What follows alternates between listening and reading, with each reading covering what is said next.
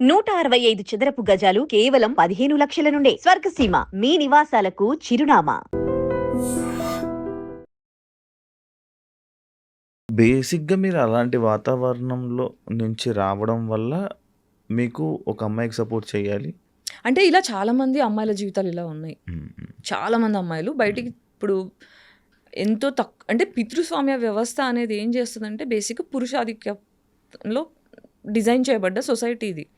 So, extremely emotionally intelligent parents అంటే ప్రేమని అర్థం చేసుకున్న తల్లి, తండ్రి ఉన్న కుటుంబాల్లో మాత్రమే ఆడపిల్లలు సంతోషంగా ఉన్నారు. అది ఓన్లీ ఎక్స్‌ట్రీమ్‌లీ రిచ్ కమ్యూనిటీస్‌లో, అది కూడా అందరు కూడా కాదు. హ్మ్. బట్ మన ఇండియా ఏంటి, ఇండియా కాదు ప్రపంచం మొత్తం ఇలాగే ఉంది. రిచ్ క్రౌడ్ తక్కువ, పూర్ క్రౌడ్ ఎక్కువ, మిడిల్ క్లాస్ ఎక్కువ. సో ఎకనామికల్ ఇష్యూస్ ఉన్న ప్రతి దగ్గర ఎక్స్‌ప్లాయిటేషన్ ఉంటుంది. So larger crowd of women are going through depression. So నా వాల్యూ ఏంటో నాకు తెలియకుండా నేను పెరుగుతున్నట్టు చాలామంది అమ్మాయిలు, చాలామంది కాదు, ఎక్స్ట్రీమ్లీ ఎక్కువ population, more than 50% of population అనే చెప్తాను నేను. మీరు ఇలా మాట్లాడడం స్టార్ట్ చేశాక ఏదైనా ఎవరైనా అమ్మాయిలు మిమ్మల్ని కాంటాక్ట్ అయ్యారా? చాలామంది అవుతుంటారా? చాలామంది అవుతారు, రెగ్యులర్ బేసిస్లో అవుతారు. వీళ్ళ టైం బట్టి మ్యాక్సిమం రిప్లైలు ఇస్తా, అందరితో మాట్లాడతారు. ఓకే. ఈ జనరేషన్లో పెళ్లి చేసుకోవడం తప్పు అంటారా? తప్పంటే ఇట్స్ అ ప్రివిలేజ్. ఓకే, పెళ్లి చేసుకోవడం అనేది ప్రివిలేజ్. ఇప్పుడు నన్ను అడిగితే మనం అందరం యుద్ధంలో ఉన్నాం, సైకలాజికల్ యుద్ధంలో ఉన్నాం. ఇప్పుడు మనం ఏం చేయొచ్చు అంటే తరతరాలు వరల్డ్ వార్ అయిన తర్వాత ఇండిపెండెన్స్, మనకి ఇండియా ఇండిపెండెన్స్ వార్ యుద్ధాలు అయిన తర్వాత ఏంటంటే మనం అంతా ట్రామాకు గురాం. అంటే ఫర్ ఎగ్జాంపుల్ మనం పరిగెడుతుంటే పెద్ద దెబ్బై కాలు ఫ్రాక్చర్ అయిపోయింది అనుకోండి, ఆ కాలు ఫ్రాక్చర్ అయిపోయేదాకా మనం ఏం చేస్తాం, బెడ్ రెస్ట్ తీసుకొని దాని మీద ఫోకస్ చేస్తాం. దాని మీద ఫోకస్ చేస్తే దగ్గుతుంది. లేదు నువ్వు పట్టేసేసి నన్ను ఉరుకు అంటే ఉరకలేం మనం. దానివల్ల దెబ్బలు ఇంకా పెరుగుతుంది, ఇన్ఫెక్షన్ అవుతుంది, కాలు తీసేదాకా వస్తుంది. సో వార్ వల్ల ఏమవుతుందంటే మన తాతలు, ఇప్పుడు మా తాత ఫ్రీడమ్ ఫైటర్ ఉండే, ఫ్రీడమ్ మూమెంట్లో మా తాతయ్య పార్టిసిపేట్ చేశారు. బ్రిటిష్ వాళ్ళ చేతిలోనే చనిపోయారు మా తాతయ్య కూడా. ఎమ్మెల్యే ఉండే, ఫ్రీడమ్ వచ్చిన తర్వాత ఆ టైంలో హీ గాట్ కిల్డ్. సో ఇట్లాంటి టైంలో ఏమవుతుందంటే మన తాతల జనరేషన్ వాళ్ళందరూ ఇమోషనల్ ట్రామాకి గురయ్యారు. అంటే ఫుడ్ ఎక్స్‌ప్లాయిటేషన్, చంపేయడాలు, భయంలో బ్రతికారు. ఇప్పుడు గాజా వార్ చూస్తున్నారు కదా, భయంలో ఉన్నారు. ఈ గాజాలో ఎవరైనా మిగిలారు అనుకోండి, వాళ్ళ నెక్స్ట్ తరాలు అందరూ కూడా మన డిఎన్ఏలో 7 తరాల మెమరీ స్టోర్ అయిపోయి ఉంటుంది. తెలుసా మీకు? తెలియదు. మనకి డిఎన్ఏ ఉంటుంది. మనకి ఇప్పుడు సరే పెళ్లి చేయాలంటే 7 తరాల టు 7 తరాలు ఎందుకంటారు నాకు తెలియదు. ఎందుకంటే వాళ్ళకి హెల్త్ ఇష్యూస్ కానీ ఇవన్నీ, మన హెల్త్ ఇష్యూస్ ఎలా వస్తాయి, మనకున్న డిప్రెషన్ బట్టి, మన లోపల ఉన్న ట్రామా బట్టి. ఇప్పుడు భయం వల్ల వచ్చిన హెల్త్ ఇష్యూ, నా నిజాలు నేను మాట్లాడలేకపోతున్నాను అనుకో, నాకు థైరాయిడ్ వచ్చే ఛాన్స్ ఉంటుంది. నాకు సపోర్ట్ సిస్టమ్ దొరకట్లేదు అనుకో, నాకు లోవర్ బ్యాక్ పెయిన్ వస్తుంది, ఫైనాన్షియల్గా డబ్బులు లేకపోవడం వల్ల. అట్లుంటే సెక్షువల్ ట్రామా ఉందనుకోండి, రేపులు ఎక్కువ జరగడం, ఇవన్నీ జరిగితే అంటే ఇట్లా లోవర్ బ్యాక్ టెయిల్ బోన్ దగ్గర పెయిన్ రావడం అలా వస్తుంది. ప్రేమ సరిగ్గా దొరకట్లేదు అనుకో, నేను ఎవరిని ప్రేమించలేకపోయే ధైర్యం చేయలేకపోతున్నాను అనుకో, హార్ట్లో పెయిన్ వస్తుంది. ఎక్కడ తెలుసుకున్నారు ఇవన్నీ చదువుకున్నాను. ఇంత నాలెడ్జ్. సో దీనంటే దీస్ డిసీజెస్ మనకున్న డిసీజెస్ అన్నీ కూడా ఇమోషనల్ బ్యాగేజెస్ వల్ల వచ్చేవన్నమాట. సో మన తాత ముత్తాతల జనరేషన్ వాళ్ళందరికీ ఇలా డిఎన్ఏలో కూర్చుండిపోయాయి. అందుకే ఒక్కొక్కరికి ఒక్కొక్క లాంటి డిసీజెస్ వస్తుంటాయి. సో ఇప్పుడు ఏంటంటే మెంటల్ ట్రామా వల్ల ఫిజికల్ డిసీజెస్ వస్తున్నాయి. ఒకరినొకరు అర్థం చేసుకోలేని, ఇప్పుడు మొగోళ్ళు చంపేస్తున్నారు, క్రిమినల్స్ అవుతున్నారు, ఆడోళ్ళు క్రిమినల్స్ అవుతున్నారు. ఫస్ట్ మనం క్రైమ్ ఆపాలి అంటే నేను ఎందుకు రాక్షసుడిలా తయారవుతున్నా, నేను ఎందుకు రాక్షసిలా తయారవుతున్నా, why am I becoming man hater, why am I becoming women hater అని పాజ్ అయిపోయి ఇంట్రోస్పెక్ట్ చేసుకొని మన జనరేషన్, అంటే మన డిఎన్లో కూర్చున్న 7 తరాల జనరేషన్ వల్ల వచ్చే ఇమోషనల్ మెమరీని హీల్ చేసుకోవాలి. అంటే ఏళ్ళు దెబ్బ తగిలింది, నేను ఇప్పుడు పరిగెత్తదలుచుకోలేదు, కాలికి దెబ్బ తగిలింది, నేను పరిగెత్తదలుచుకోలేదు, ఫస్ట్ కూర్చొని నేను ఫోకస్ చేసుకొని హీల్ చేసుకుంటా. తగ్గిన తర్వాత అప్పుడు నేను నడుస్తా, తర్వాత పరిగెడతా. సో ఇప్పుడు నాకు తెలిసి ఈ 7 తరాలలో నెక్స్ట్ 7 తరాలు మళ్ళీ బాగుపడాలంటే ఈ తరం వాళ్ళందరూ పాజ్ అయిపోయి, నా నెత్తిలో ఏం గుడిసిపోయింది, నా ఆరోగ్యం ఎందుకు ఇలా గుడిసింది, నేను ఎందుకు ఎవరితో ఫ్రెండ్షిప్ చేయట్లేదని ఆగి కాంటెంప్లేట్ చేసుకొని హీల్ అవుతే వచ్చే తరాల నుంచి పెళ్ళిళ్ళు విరగకుండా, ఫోర్స్ఫుల్గా ఉండకుండా, ప్రశాంతంగా హ్యాపీగా, అంటే ఒక పెళ్ళి చేసుకున్నాము అంటే డివోర్స్ తీసుకోవాలి అనే ఆలోచన రాకుండా ఉండాలి. నా మొగుడు అంటే నాకు ప్రాణం, నేను లాయల్గా ఉంటా అని అమ్మాయి అనుకోవాలి. నా పిల్లని లేకపోతే నేను ఉండలేను, నా పిల్లని తప్ప నన్ను ఎవరిని చూడను అనే అంత లాయల్గా మొగుడు ఉండాలి. అలాంటి రిలేషన్షిప్స్ మనకు రావాలంటే ఈ ట్రామాల నుంచి బయటపడాలి. కానీ ఇప్పుడు అవి రావు కదా. ఇప్పుడు ఈ మధ్య కాలంలోనే డివోర్స్ అంటే సింపుల్ అయిపోయింది. ప్రతి ఒక్కరు ఐసోలేట్ అవ్వాలి.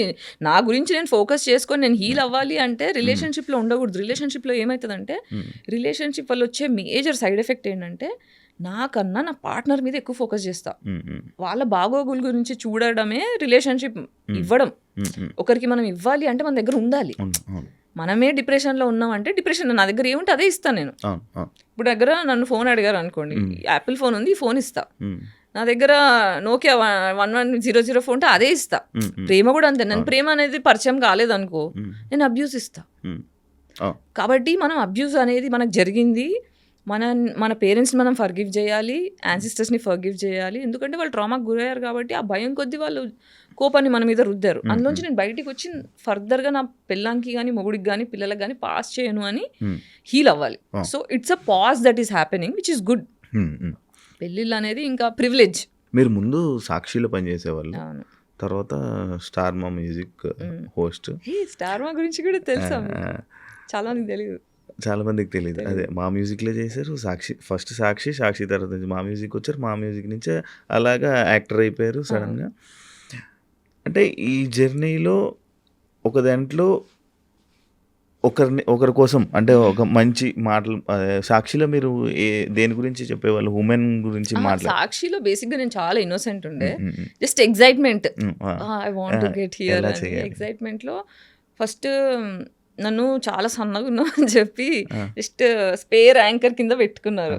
ఈటీకి లేదు సాక్షి అదే ఎంటర్టైన్మెంట్ దానికి. కానీ ఫస్ట్ అంతా న్యూస్కి ప్రిపేర్ చేశారు. ఎన్డీటీవీ నుంచి వచ్చి వాళ్ళు ట్రైనింగ్ ఇచ్చారు.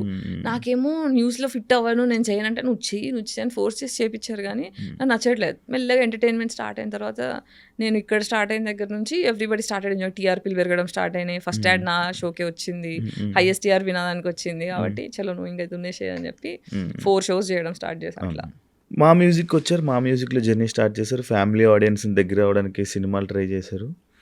కానీ సడన్గా మీరు ఈ ట్రామాకి రావడానికి లైక్ ఇలా మీరు మాట్లాడడానికి మీరు ఇలా మారడానికి బిగ్ బాస్ ఒక కారణం అని చెప్పి అని అంటారు జనాలు అనుకుంటున్నారు. Bigg Boss one of the contribution. అసలు నిజంగా మీకు అది జరిగిందా లేకపోతే కాంట్రవర్సీ కోసం మీరు అలా చేశారా? అప్పుడు నేను అసలు ఆ విషయం తీయదలుచుకోలేదు. లైట్ తీసుకొని నా పని నేను చేసుకుంటున్నా, చాలా తిట్టుకున్నా, నా టైం వేస్ట్ చేశారు, నా ప్రాజెక్ట్ ఖరాబ్ అయినాయి, 15 సినిమాల దాకా వదిలేసి అప్పుడే ఫేమస్ అయ్యా.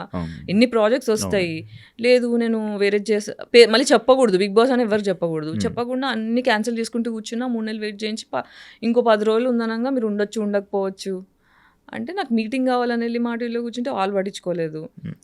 దిస్ ఈజ్ సెల్ఫ్ రెస్పెక్ట్కి లేదా అంటే నేను మనిషిని కాదా, నాకు వాల్యూ లేదా, నా టైం ప్రెషర్స్ కాదా? మీరు ఎంత పెద్దోళ్ళు అయితే నేను మరి పురుగుని కాదు కదా. I have my identity, I'm living. నేను కష్టపడి బతుకుతున్న మనిషిని, నేను ఎవరిని ఎక్స్ప్లాయిట్ చేయని మనిషిని, నాకు ఎందుకు ఇట్లా డిస్రెస్పెక్ట్ చేయాలని అకౌంటబిలిటీ కోసం మా టీవీకి వెళ్తే పట్టించుకోలే. రిసెప్షన్లో కూర్చోబెట్టారు, పొద్దున్న సాయంత్రం దాకా పంపించేశారు. ఇలా కాదు అని నా ఫ్రెండ్స్ని ఎంక్వైరీ చేసి, నా సర్కిల్లో ఎంక్వైరీ చేసి నంబర్ తీసుకొని ఆయన అడిగా, బ్రో ఏంటి ఇట్లా ఉంది అంటే పార్క్లో కలుసు అంటే అక్కడ కలిస్తే మరి ఇప్పుడు నన్ను ఇంప్రెస్ చేసుకోవాలి కదా గాయత్రి, నేను నీకెందుకు చేయాలి, చాలామంది ఉన్నారు రావడానికి, నీకే ఎందుకు చేయాలి అంటే ఈ మాట 3 నెలల ముందు చెప్పుంటే నేను లైట్ తీసుకునేదాన్ని. నా టైం వేస్ట్ చేశారు కదా, దానికి అకౌంటబిలిటీ ఏంటి అంటే చూద్దాం, నేను కూడా హ్యాపీ అవ్వాలి కదా, నేను కూడా ఆలోచించాలి కదా, మన ఉంటే చెప్తా అన్నారు. ఇదేంటి అనిపేసి వచ్చేసా, లైట్ తీసుకున్నా. దాని తర్వాత మాట్లాడడం స్టార్ట్ చేసిందా. అప్పుడు అరే ఇప్పుడు నేను ఇన్నేళ్ల నుంచి మీటు గురించి దాని గురించి చాలా మాట్లాడాను, నా కోసం ఎవ్వరూ నిల్చోలేదు. It was all alone fight. అంటే ఇప్పుడు శ్రీరెడ్డి మాట్లాడినప్పుడు చాలా మంది మహిళా మండలి సంఘాలు వెళ్ళి శ్రీరెడ్డికి సపోర్ట్ చేశారు, జూనియర్ ఆర్టిస్టులు వెళ్ళి సపోర్ట్ చేశారు, చాలా చేశారు. కానీ నా వాయిస్కి ఒక్కరు కూడా రెస్పాండ్ కాలే. సో వెళ్ళి టీవీ ఛానల్ TV5లో చూసాను నేను. తను వెళ్ళి తనతో ఏమేమి జరిగిందో ఎగ్జాక్ట్లీ అదే జరిగింది నాకు. సో నేను అనుకున్నా, అరే నాకు ఎవరు నిల్చోలేదని నేను బాధపడ్డా, ఇప్పుడు ఈ అమ్మాయి ఒక్క స్ట్రగుల్ అవుతుంది, ఎవరు నిల్చోపోతే ఎలా అని చెప్పి చాలా సోషల్ రెస్పాన్సిబిలిటీతో ఫెమినిస్ట్గా వెళ్ళి I also went through the same thing. Let me know what I can, అంటే నేను ఎలా హెల్ప్ అవ్వగలుగుతానో చెప్పు, I will be there for you, అసలు don't hesitate to contact me అని చెప్పా. తర్వాత కేసు పెడదాం అనుకుంటున్నా, ఏమంటావు అంటే okay if it is worth it let's do this అని చెప్పి లాయర్ని మాట్లాడుకొని ఇంకొక ప్రొడ్యూసర్ నా సపోర్ట్ చేస్తా అని చెప్పి మొత్తం తప్పుదారి పట్టించారు. మధ్యలో నాకు అర్థమైంది ఏంటంటే అందరూ గేమ్ ఆడుతున్నారు, అటు గేమ్ ఆడుతున్నారు ఇటు గేమ్ ఆడుతున్నారు, మధ్యలో నేను ఒక ఎర్రి పుష్పమైనా అని నాకు అర్థమైంది.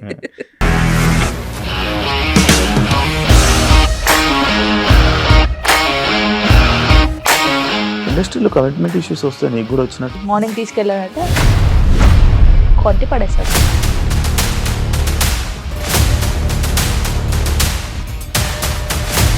ఒక్కళ్ళు కూడా చూడలేదు ఈ సినిమా అని చెప్పడానికి కూడా చాలా ధైర్యం కావాలి. అది నిజం కదా, దాంట్లో ధైర్యం ఏంటి? ఇది నెక్స్ట్ డే ప్లేట్ మార్చేస్తే తప్పు కదా. As of now we are comfortable this అని నేను అనుకుంటున్నాను. రష్మిక గారిది మీది ఒకే ఊరు అంట కదా?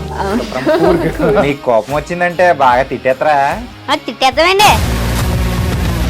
నిజంగా గేమ్ ని ఎలా చేంజ్ చేయగలిగారు? ఏపీఎస్ఎఫ్సి వాళ్ళకి 6 నెలల్లో నేను 6 లక్షలు కట్టా. బిజినెస్ చేయాలనుకుంటే it is as difficult as riding a tiger.